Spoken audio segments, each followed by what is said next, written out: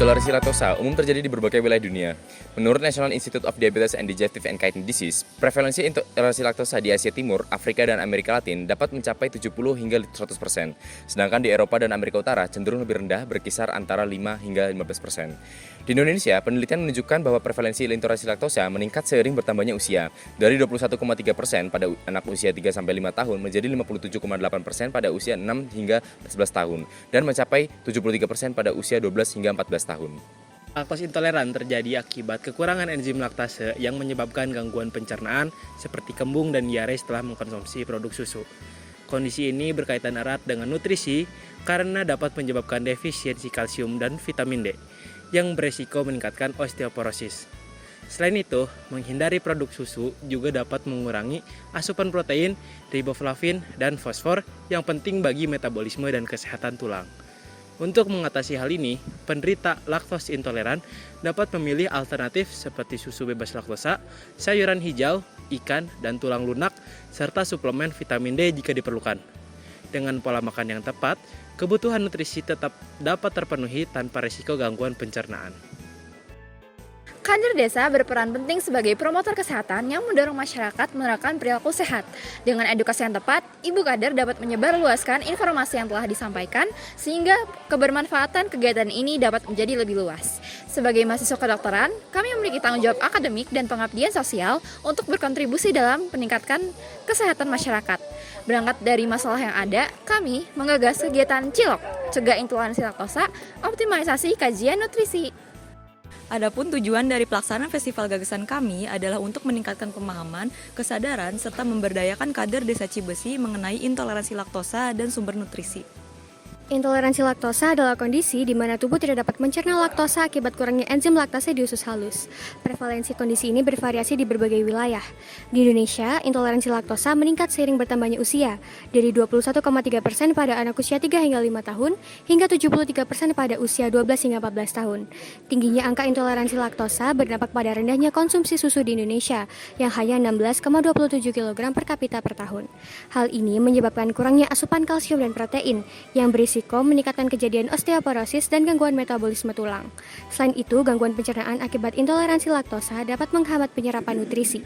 Untuk mengatasi permasalahan ini, kelompok tutorial 3 Gastrointestinal System menggagas program Cilok, cegah intoleransi laktosa, optimalisasi kajian nutrisi.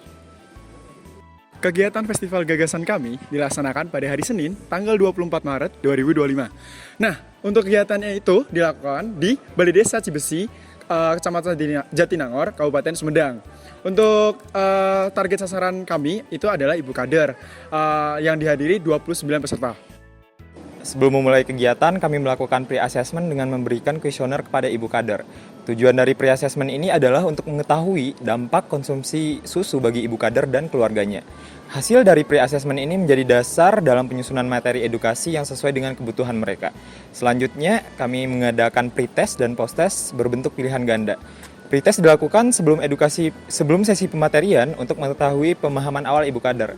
Setelah sesi pematerian, kami melanjutkan dengan post-test untuk mengukur peningkatan pemahaman mereka. Pada sesi edukasi, kami menyampaikan materi mengenai nutrisi, intoleransi laktosa, cara pencegahannya, serta cara membaca nutrition fact pada kemasan produk. Untuk memperkuat pemahaman, kami juga membagikan pamflet yang berisi materi edukasi. Untuk membuat suasana lebih interaktif, kami mengadakan sesi games yang bertema Family 100 dengan pertanyaan yang berkaitan dengan materi yang telah dipaparkan. Indikator keberhasilan dari festival gagasan kami meliputi kehadiran target sasaran yakni ibu kader sejumlah 20 orang, peningkatan hasil post-test dari pre-test sebanyak 15%, serta munculnya antusiasme dan juga keaktifan dari ibu kader baik saat sesi tanya jawab maupun sesi games. Berdasarkan perolehan data pretest dan posttest terhadap 29 peserta kegiatan Cilok, terdapat peningkatan nilai signifikan yakni sebesar 47,9% setelah dilaksanakannya edukasi. Dapat disimpulkan bahwa metode penyampaian materi edukasi yang dilakukan menggunakan PPT dan video animasi efektif untuk diterapkan kepada target sasaran kami, yaitu Ibu Kader Desa Cibesi. Selain itu, antusiasme dari peserta juga sangatlah tinggi. Hal ini dibuktikan pada sesi tanya-jawab, terdapat 20 pertanyaan yang diajukan oleh beberapa ibu kader seputar materi yang telah disampaikan. Pada sesi Games Family 100, para ibu kader juga sangat bersemangat dan aktif dalam menjawab dengan benar seluruh pertanyaan yang ada. Oke, berikutnya adalah SWOT dari intervensi kami kali ini. Nah, untuk strength atau kekuatan, intervensi ini dirancang dengan metode inovatif dan interaktif, di mana digunakan PowerPoint serta video animasi untuk memudahkan pemahaman peserta. Nah, selain itu, kami juga melibatkan Ibu Kader sebagai salah satu edukasi. Mereka memiliki peran strategis dalam menyebarluaskan informasi kesehatan kepada masyarakat, sehingga dampak program ini bisa lebih luas dan berkelanjutan. Untuk weakness atau kelemahan, terdapat tantangan yang kami hadapi, yaitu penggunaan perangkat elektronik dalam pretest dan post-test. Pada kejadian di lapangan, sebagian peserta mungkin kurang terbiasa dengan teknologi digital, sehingga metode berbasis kertas bisa menjadi alternatif yang lebih efektif daripada digital menggunakan handphone. Nah, selanjutnya untuk opportunities atau peluang, saat ini masih minim edukasi terkait intoleransi laktosa di wilayah Jatinangor. Nah, adanya intervensi ini memberikan wawasan baru bagi masyarakat, terutama lansia yang sering mengalami gangguan pencernaan tetapi memiliki keterbatasan akses informasi. Melalui peran Ibu Kader, edukasi ini bisa terus bermanfaat bagi komunitas.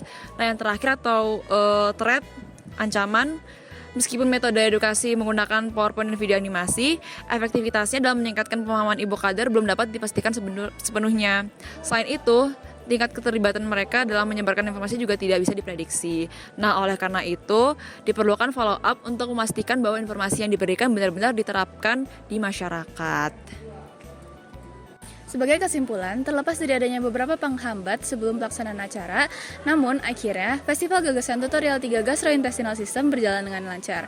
Hal tersebut dapat dilihat dari tercapainya indikator keberhasilan yang telah kami tetapkan dan juga dari pemilihan target yang sudah sangat sesuai dengan dilihat dari urgensi pemberian edukasi ketika melakukan survei pre-acara dan juga adanya peningkatan pretest ke post-test. Dan kami harap acara ini dapat bermanfaat bagi kami dan juga Ibu Kader. Sekian dari kami, terima kasih.